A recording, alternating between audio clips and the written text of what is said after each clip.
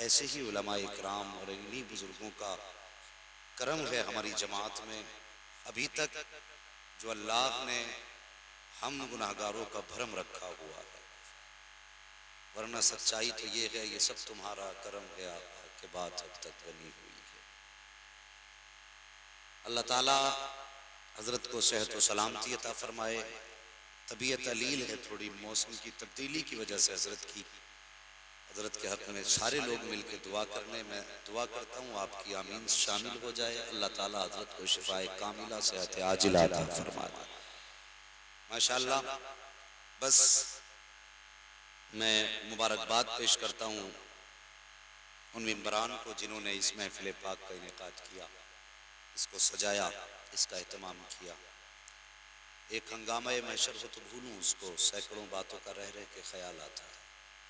ये भी एक बहुत बड़ा अलमिया है हमारी कौम का कि अगर कोई काम, अच्छा काम कोई जमात करती है तो हम ही लोग उसकी टांग खींचना शुरू करते हैं। कई जगह जलसों में जाना हुआ, ये मत समझना कोई कि यहाँ की कमेटी ने मुझसे कहा या मौलाना ने कुछ कहा या मुफ्ती साहब ने कुछ कहा, नहीं, किसी ने मुझसे इस ताल्लुक से नहीं कहा जो मैं कहने लगा हूँ। बस ये है कि ये एक अलमिया है, एक दर्द है हमारी कौम का, और ये एक मर्ज है हमारी कौम के अंदर। अल्लाह तौफीक दे तो मेरी बात को दिमाग में नहीं, दिल पे लिख के लेके जाना। मैं आसमान से नहीं उतरा हूँ, आप ही के बीच का हूँ, और मैं इसी समाज के बीच रह कर के पला बड़ा हूँ। फ़र्क है कि मुझे मुफ्ती इस्माइल जैसे दरवेश का दामन मिल गया है, जिसके कदमों से लगने के बाद अल्लाह ने इस लायक बना दिया कि मैं अपनी कौम के साथ टूटे फूटे अल्फाज में कुछ बात कर लेता। बस मेरी बात को ज़रा गौर से सुनना, मुझसे कोई आपकी नाराज़गी भी नहीं है, कोई दुश्मनी भी नहीं है। अक्सर होता क्या है, हमारी कौम में अगर कुछ लोग अच्छा काम करते हैं तो कुछ लोग उसकी टांग खींचना शुरू कर देते हैं। एक बात बताओगे, मुझे बताइए, हिरन तेज भागता है कि शेर?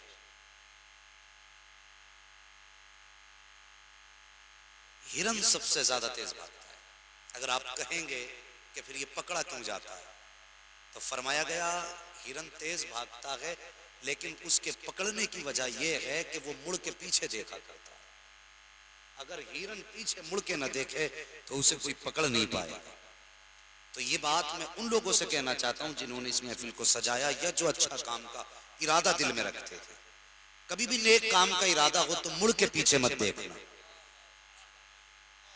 कभी मुड़ के पीछे मत देखना। अगर मुड़ के पीछे देखोगे तो रह जाओ।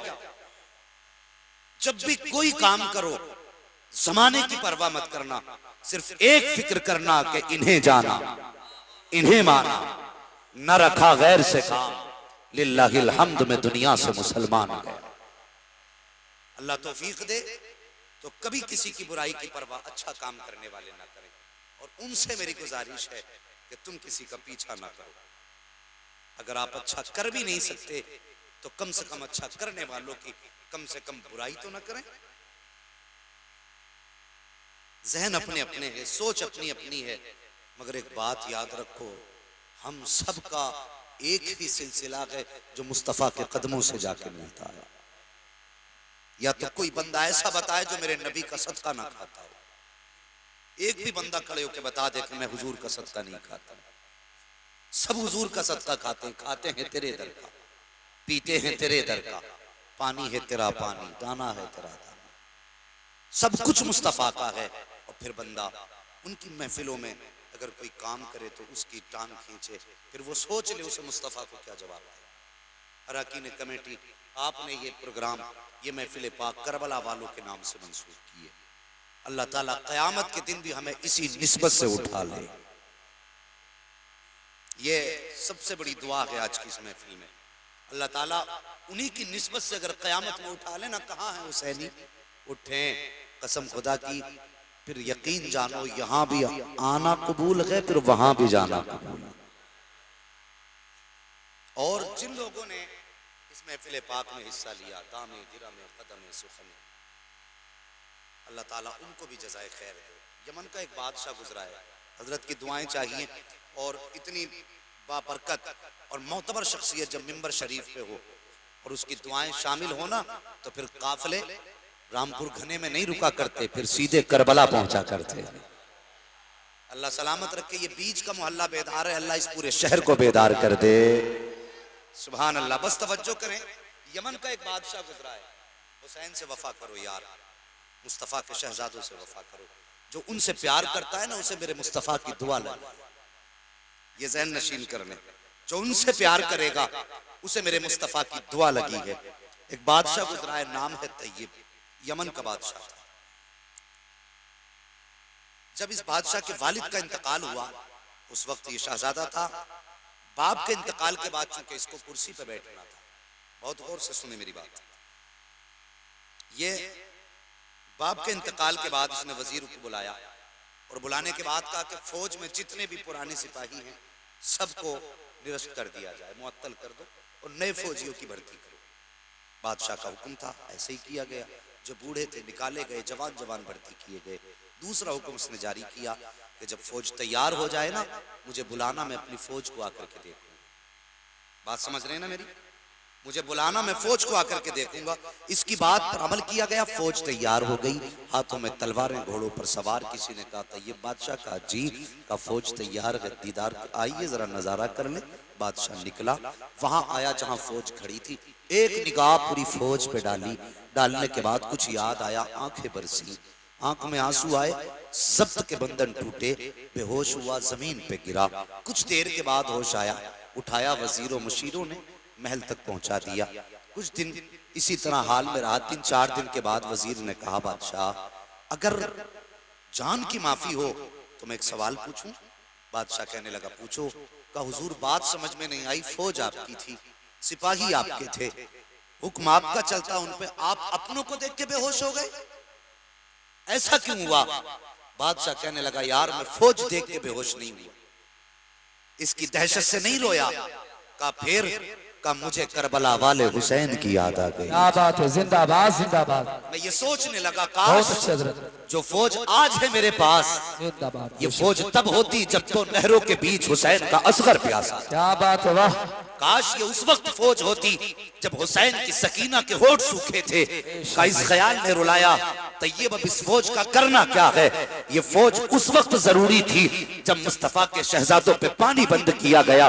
काश ये फौज उस वक्त होती, एक एक सिपाही को उनके कदमों पे कुर्बान कर देता और हुसैन के खानदान की तरफ किसी की आंख तक न उठने देता। अल्लाह अकबर। कुछ दिन गुजरे हैं, कुछ दिन गुजरने के बाद, साल 2 साल 3 साल के बाद इस बादशाह का इंतकाल हो जाता है। जब इसका इंतकाल हुआ, किसी ने ख्वाब में देखा कि ये जन्नत की बहारों में टहल रहा है। जब देखा जन्नत की बहारों में, देखने वाले ने कहा, बादशाह, बादशाहों के तो हिसाब बड़े सख्त हुआ करते हैं, इतने आसानी से तुम्हें जन्नत कैसे मिल गई? कहने लगा, यार अमल तो अच्छे न थे, गुनाह थे नामाए आमाल में। का फिर बख्शा कैसे गया? का तुम्हें क्या बताऊं? का सुनो, जब मुझे लोग लेकर के कब्रिस्तान आए हैं, मनो मिट्टी के नीचे डाला है, तख्ते लगा करके अपनों ने रुख मोड़ा है, सब छोड़ के चले गए थे। उस वक्त मेरी कब्र में फरिश्ते आए सवाल के लिए, जैसे उन्होंने मुझको आके उठाया, क्या देखता हूँ कि फरिश्तों ने चेहरे से कफन बाद में हटाया था, करबला में कोई नूर वाला पहले आ गया।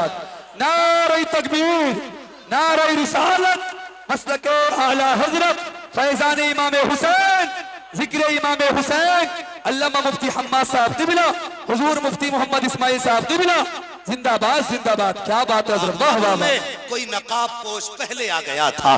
का जैसी वो आया, फरिश्तों ने कहा, मर मन रब्बु का, जैसी मुझसे फरिश्तों ने इतना कहा, उसने आगे बढ़ के कहा, फरिश्तों इससे न पूछो, मुझसे पूछो जो पूछना है, इसके सवालों के जवाब मैं दूंगा। का जैसी आने वाले ने इतना कहा, इसके सवालों का जवाब मैं दूंगा। का फरिश्तों के कदम ठहर गए, जबान बंद हो गई, किसी फरिश्ते ने ये हिम्मत न की अगला सवाल कर देता। का जब फरिश्ते चुप वापस गए हैं और ये नकाबपोश मेरी कब्र से वापस जाने लगा, मैंने हाथ पकड़ के कहा था, मोहतरम बताओ तो सही कौन हो, कहाँ के रहने वाले हो, मेरी कब्र में क्यों आए हो और किस लिए आए हो? कहाँ आने वाले ने चेहरे से अपने नकाब पलटा और फरमाया, तय्यब पहचानता नहीं है, मैं कोई और नहीं हूँ बल्कि करबला वाला हुसैन आ गया हो। का तूने एक दिन मेरी औलाद की मोहब्बत में अपनी आंखों से आंसू के चंद कतरे बहा दिए थे। का हम लजपाल वफादार हैं, हम किसी का एहसान अपने ऊपर नहीं रखते हैं।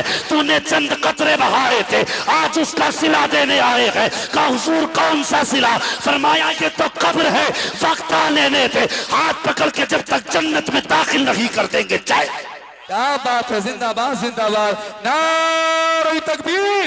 हाथों को उठाकर जवाब देंगे से पीछे पर, नारे तकबीर, नारे रिसालत, जिक्र इमाम हुसैन, फैजान इमाम हुसैन, ख्वाजा का हिंदुस्तान, अल्लामा मुफ्ती हम्माद साहब किबला, जिंदाबाद जिंदाबाद। क्या बात है, उस चमनिस्तान वाह वाह वाह वाह। ज़हरा है कली जिसमें हुसैन और हसन फूल, और तेरी नस्ल पाक में है बच्चा बच्चा नूर का। तू है ऐने नूर तेरा सब घराना नूर का। ओ यार इनसे प्यार करो, खुदा की कसम इनसे प्यार करो, मदीने वाले मुस्तफा के प्यारे हो जाओगे। हम तो कहा करते हैं वो तो निहायत सस्ता सौदा, बेच रहे हैं जन्नत का। हम मुफलिस का मोल चुकाएं, अपना हाथ ही खाली, अपना हाथ ही खाली है। हाँ साहिब इनसे प्यार करो, इनसे वफा करो। खुदा की कसम शायद मुझसे प्यार करना रायगा चला जाए, मगर हुसैन से प्यार करना जाये नहीं होगा। इनसे प्यार करना जाये नहीं होगा, इनसे प्यार करना रायगा नहीं जाएगा। इनसे प्यार करो। आओ बस एक बात आपसे कह के और आगे बढ़ूं।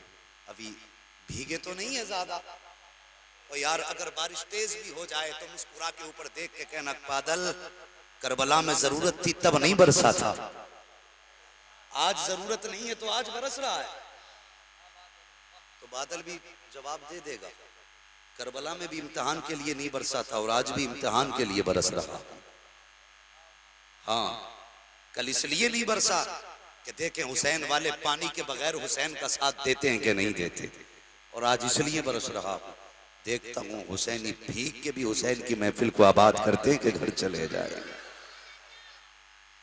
आशिक को बता दो बादल को भी आज तू भी बरस ले और हम भी बरसेंगे, आज तू भी बरस और हम भी बरसेंगे। फर्क है तू अपनी गोद का पानी निकालेगा, हम अपनी आंखों से हुसैन की खैरात लुटाएंगे। तवज्जो है, अल्लाहु अकबर। क्या बात रजा उस चमनिस्तान करम की, ज़हरा है कली जिसमें हुसैन और हसन फूल। उठाओ करबला की तारीख। ओ यार याद है ना जब मेरे हुसैन ने मदीना छोड़ा,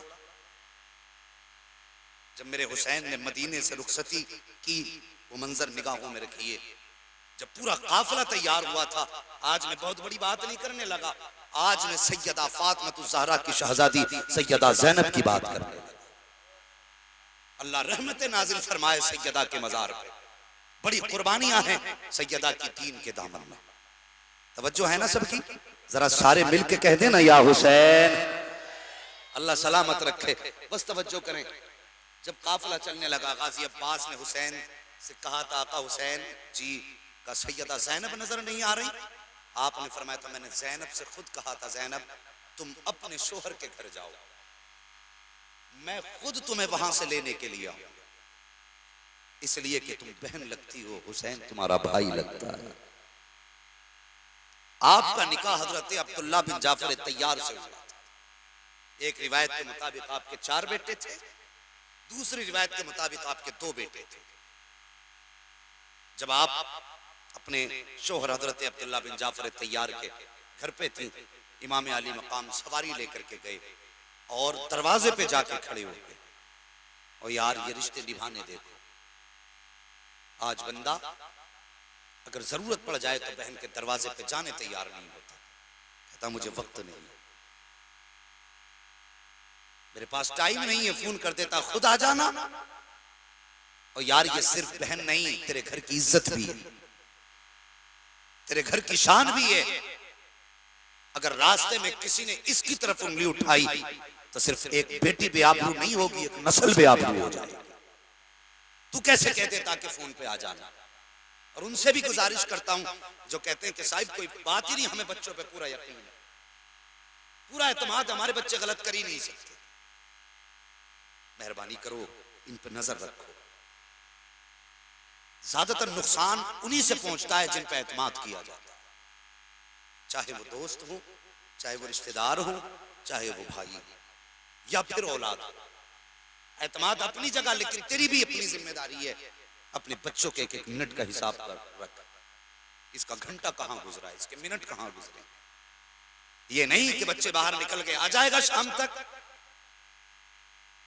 अच्छी परवरिश किया करो बच्चों की। गौर करें मेरी बात पर आए, बहन की चौखट पे खड़े हो गए, ज़ैनब मैं तुम्हें लेने आया हूं। सैयदा ने अपने शोहर की तरफ देखा, देख के कहने लगी, शायद अब्दुल्ला आज के बाद फिर हमारी मुलाकात ना,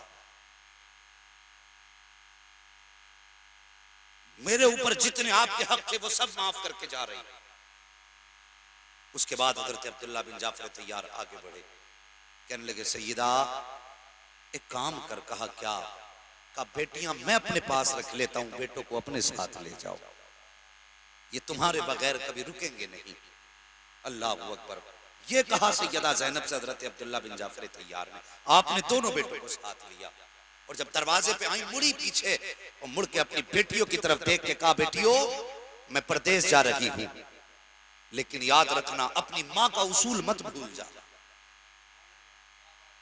मैं बताने लगा हूं मां की तरबियत क्या है। कहा बेटी मैं परदेश जा रही हूं, लेकिन माँ का उसूल ना भूल जाना। माँ क्या बात का, बेटी कभी कुरान की तिलावत मत छोड़ देना। ए बेटी दरवाजे पे फकीर आ जाए तो उसे ज्यादा देर इंतजार नहीं कराना है। अब इन दोनों बातों पे जरा गौर कीजिए। साहिब फरमाती हैं अपनी बेटियों से, बेटी कुरान की तिलावत न छोड़ देना।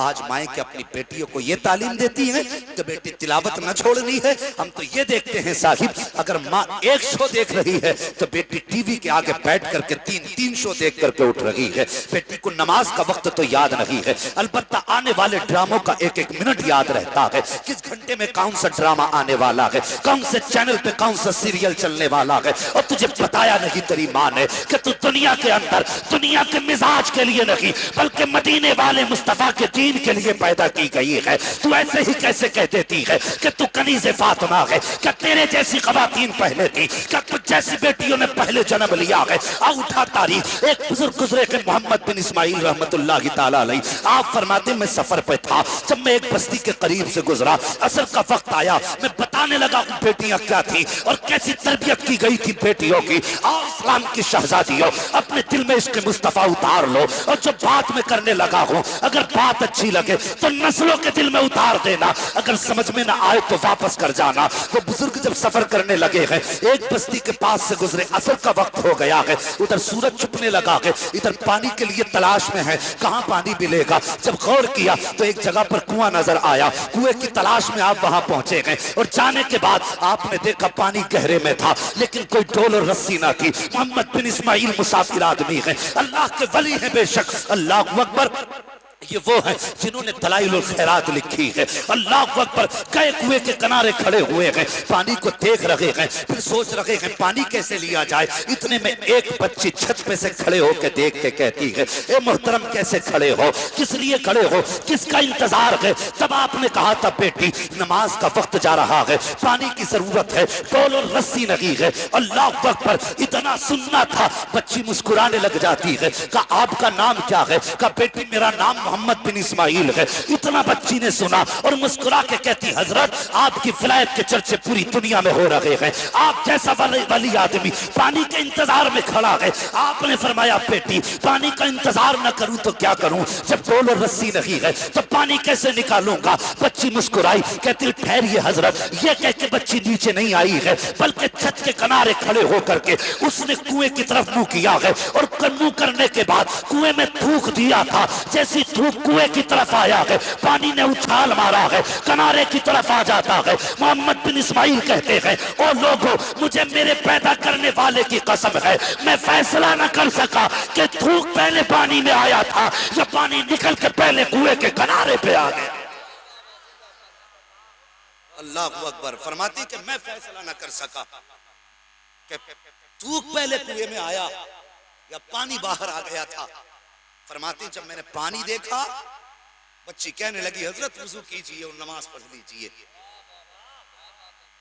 आप फरमाने लगे बेटी इतनी सी उम्र में बता ये रुतबे कैसे लिए तुमने, इतनी कम उम्र में तुझे ये रुतबे कैसे मिले।